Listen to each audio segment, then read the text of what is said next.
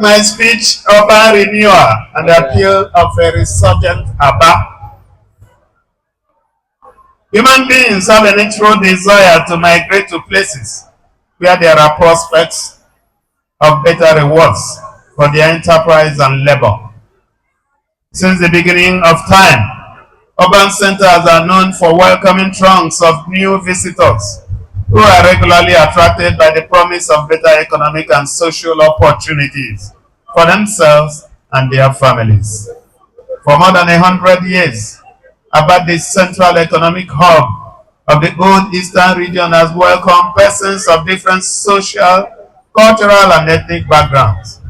People come here from different parts of the world, not because of its extensive sophistication as an urban settlement, but for the opportunities it offers, the rewards it promises, and the hope it stirs in everyone walking upon its earth. Aba's uniqueness in the main is the inviting embrace it gives everyone who comes here to either find their path in life or build on the fortunes of their forebearers. I'm sure if you look to my right, you will see a building titled or named Otti Mansion, 1965.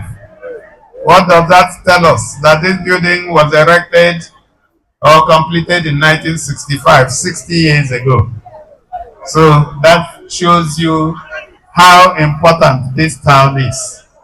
So to imagine that Otti Mansion was inaccessible for almost 20 years, and today you can drive and speak through.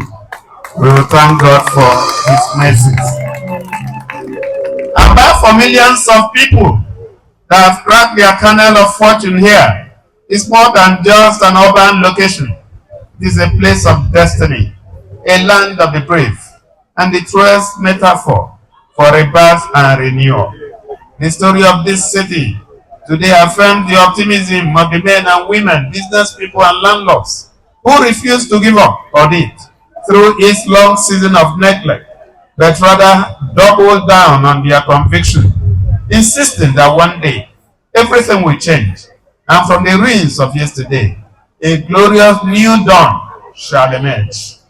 While many may have mocked them for their rigid faith, the transformation of the last 24 months is proof that the optimists understand this city better, having watched it survive the devastations of a civil war and many other social and economic upheavals that would have eternally wrecked several other communities.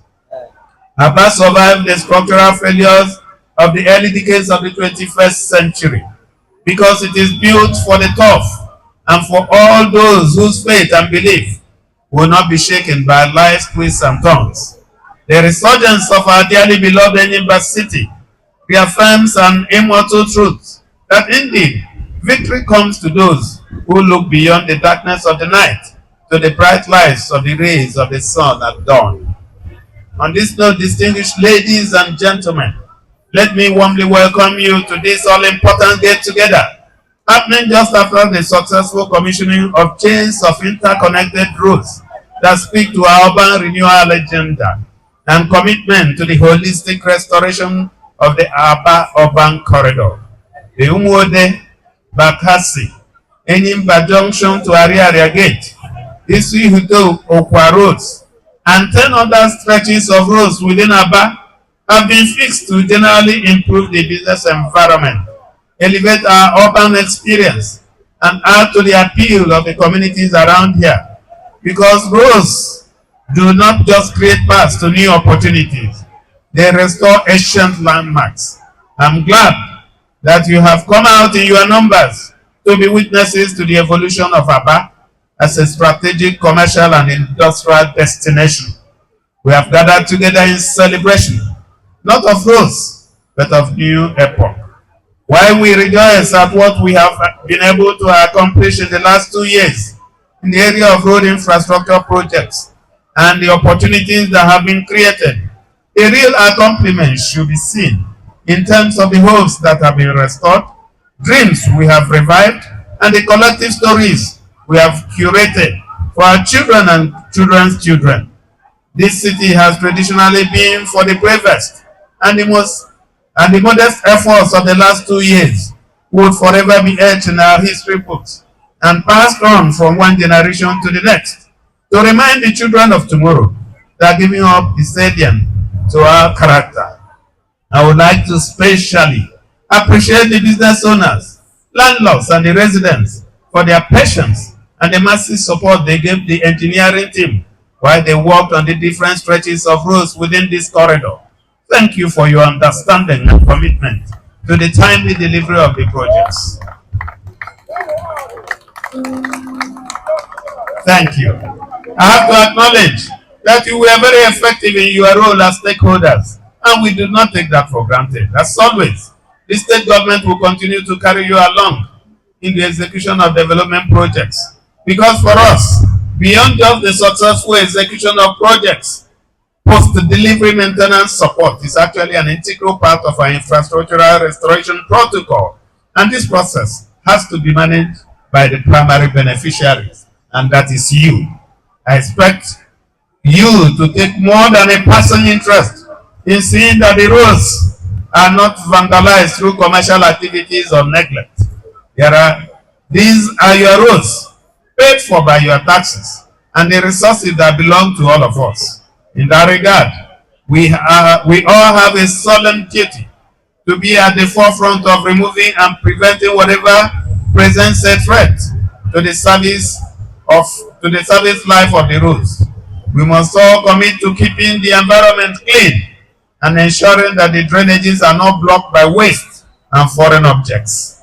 These road projects are all the more significant because they were executed in line with our long-standing promise to deploy the resources of the land to develop our parts of the state, repair broken infrastructure, and reposition our communities to take advantage of the opportunities of the new world.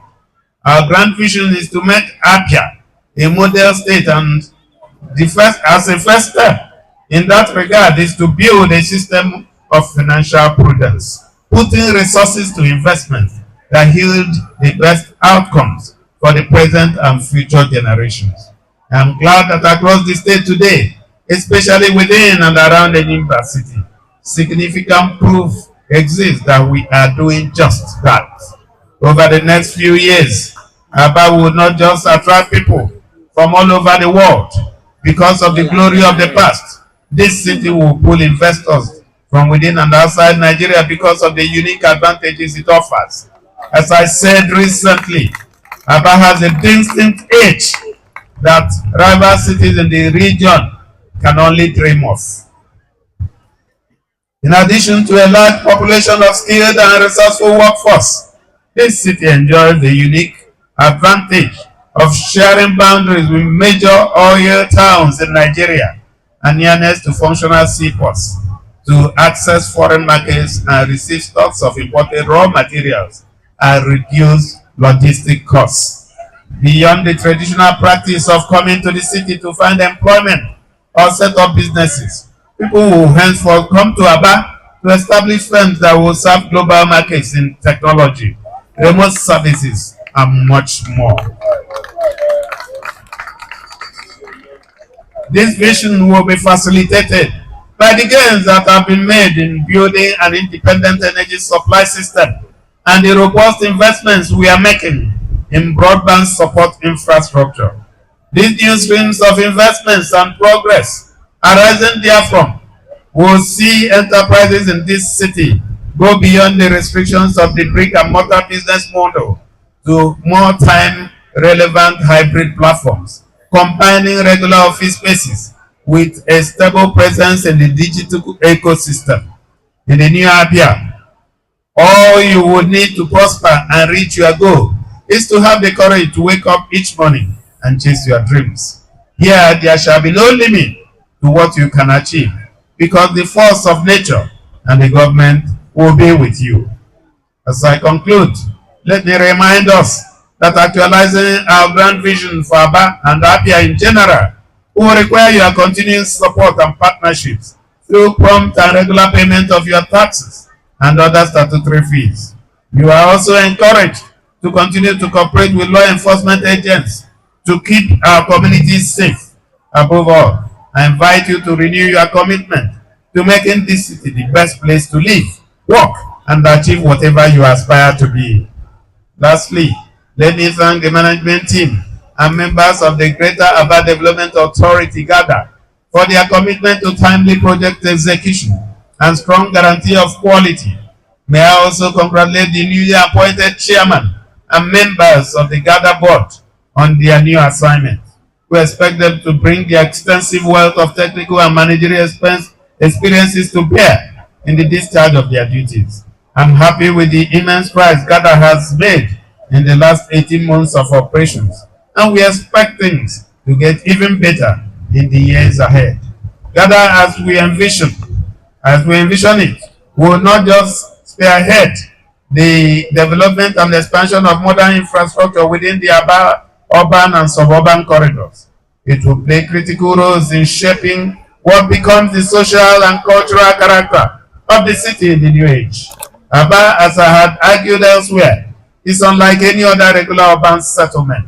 It is the heartbeat of a people, and GADA will pump in the oxygen to keep the system in constant motion.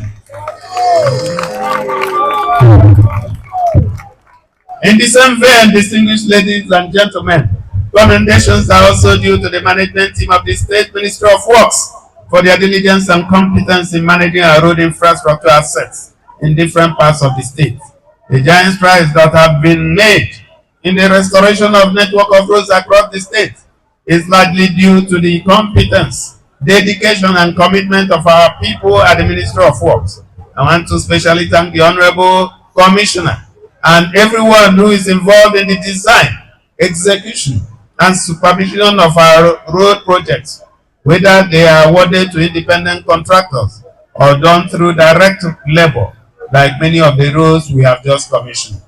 Let me thank the technical teams in the various ministries, departments, and agencies for justifying our confidence in them by the quality of their outputs when we put them in charge of direct labor jobs or ask them to supervise roads awarded to independent contractors, engineers, architects, quantity surveyors, and other body of professionals working for the state government have become central to our infrastructure development agenda.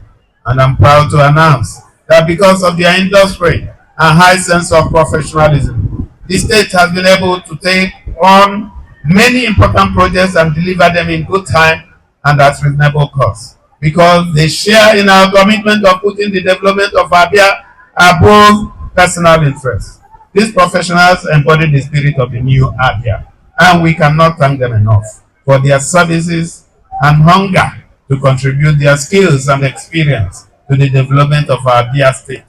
Let me, at this point, thank the management and staff of St. Joseph's College and the primary and nursery school management for how they have received us and treated us to lavish entertainment. I listened to the speech of the Catholic secretary, and I want to commit that because we have set our foot on this ground, I understand you have a challenge with water. As soon as we leave here, the Honorable Commissioner for Power and Public Utilities will be instructed, and he will visit here in the next 48 hours to resolve the water problem. Beyond that, we will also want to partner with you to see where we can support you to continue to give the quality of education that Abia State envisions from its public schools. We want the public schools to coexist with the private schools, and we want the quality to be the same quality. We want our children to come out better than all of us. Distinguished ladies and gentlemen, let me thank you once again for being part of this evening. Thank you for participating in the commissioning, and as you leave, my prayer is that God will take you back to your destination safely. God bless you. All right, thank you.